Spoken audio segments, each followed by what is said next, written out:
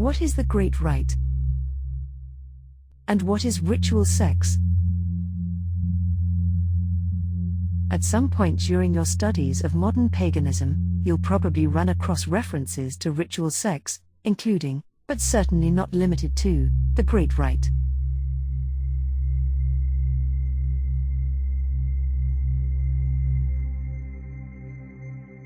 It's important to clarify what these are, because you're also being to see statements that most Wiccans and Pagans don't have really sex in their rituals.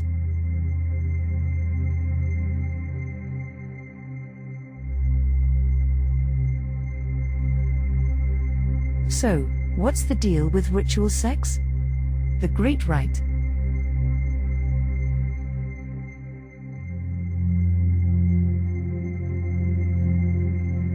In some, although certainly not all, traditions of Wicca and Paganism, sacred sex is part of spiritual practice.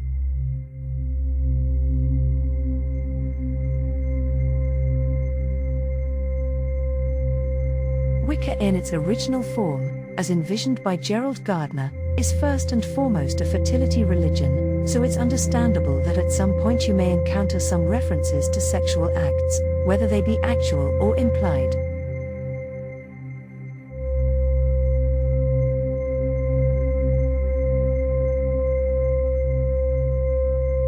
By implied, we mean the symbolic, the joining of an athame with a chalice, for example.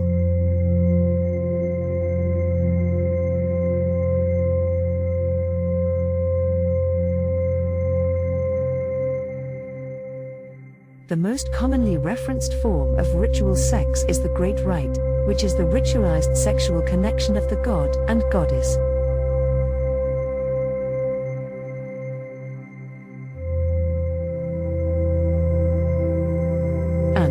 Author says in Wicca, the old religion in the New Age, the outer rite involves a linking of the male and the female. The sacred marriage is outwardly a marriage of two people, but inwardly it is a marriage of the two within one person.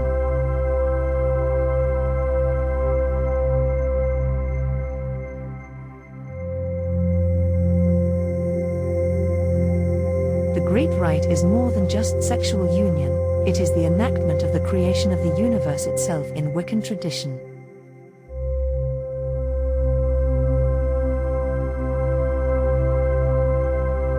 Sexual energy in ritual.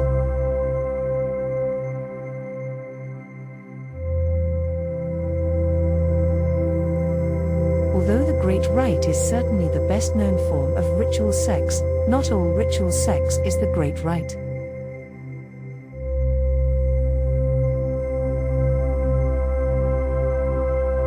Ritual sex has a number of different purposes besides the Great Rite. It can be used to raise energy, create magical power, or find a sense of spiritual communion with a partner.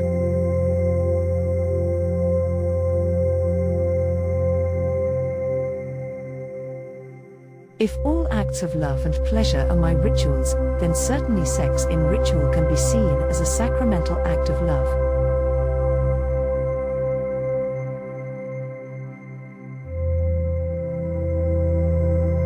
It should also be noted that in some magical traditions, masturbation and sexual release is a perfectly valid way of raising magical energy.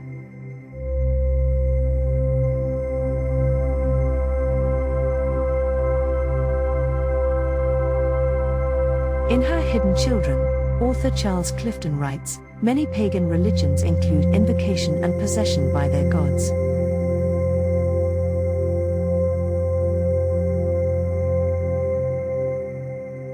Wicca, in particular, extends that possession to sexual acts, whether literal or metaphorical.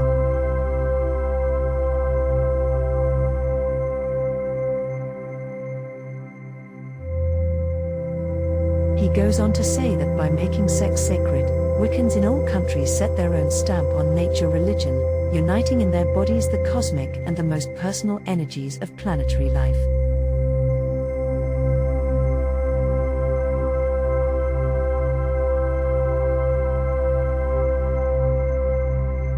Because ritual sex is a sacred act, any form of it should be consensual.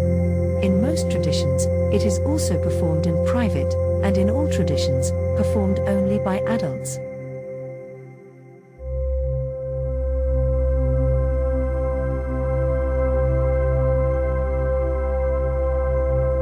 Some traditions of Wicca require actual intercourse as part of a third-degree elevation, or in rituals performed by a high priest and high priestess.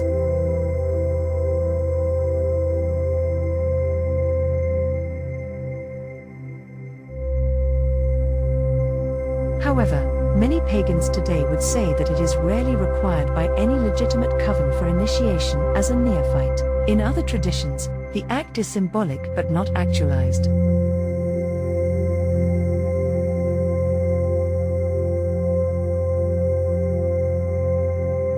Sky Alexander writes, "Do you need a partner of the opposite gender to do sex magic?"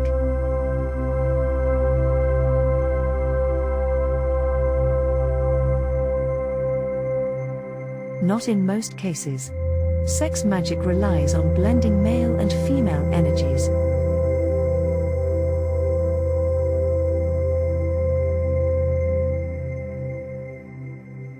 When we speak of male and female energies, however, we're not referring to men and women.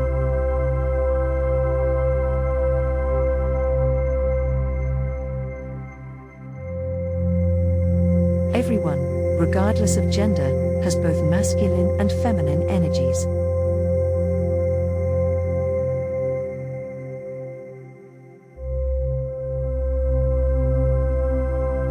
Same-sex couples can do sex magic as successfully as opposite-sex couples.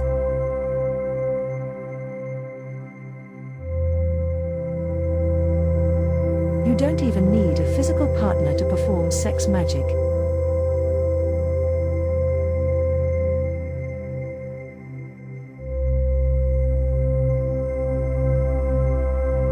Solo sex, i.e., masturbation, can be very effective. In fact, it may be a good idea to practice alone for a while before you start working with a magical partner.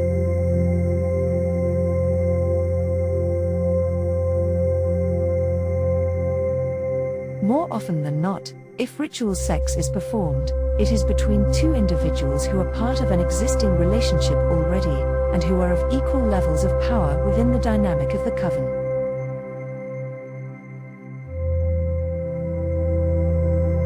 Ritual sex between two third-degree people has a good polarity to it, but ritual sex between a third-degree and a neophyte is stretching that balance of power a bit.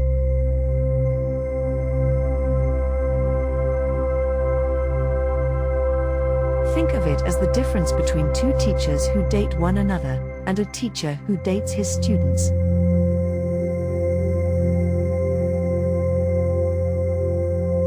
Sex as part of initiation.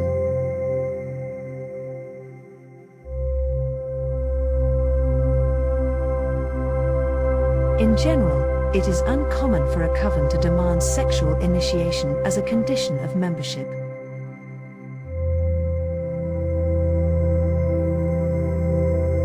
There are, of course, a number of different issues at play here, consent being one of many.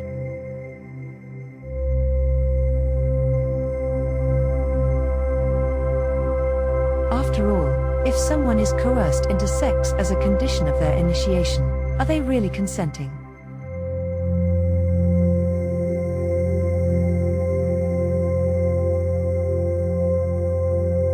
Shauna Ora Knight has a brilliant piece at Pagan Activist, in which she points out, just because someone agreed to an initiation doesn't mean they were enthusiastically consenting.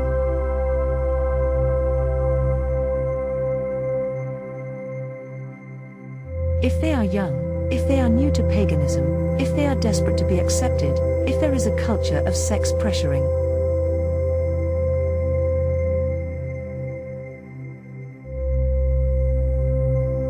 If they are shamed by group members, you might eventually wear them down to where they give in.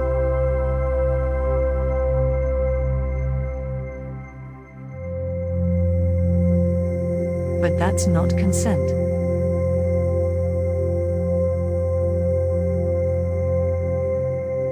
Ritual sex, the Great Rite or otherwise, is typically a specific, sacred act that is performed only by those who have studied and learned enough to feel comfortable performing it with a trusted partner.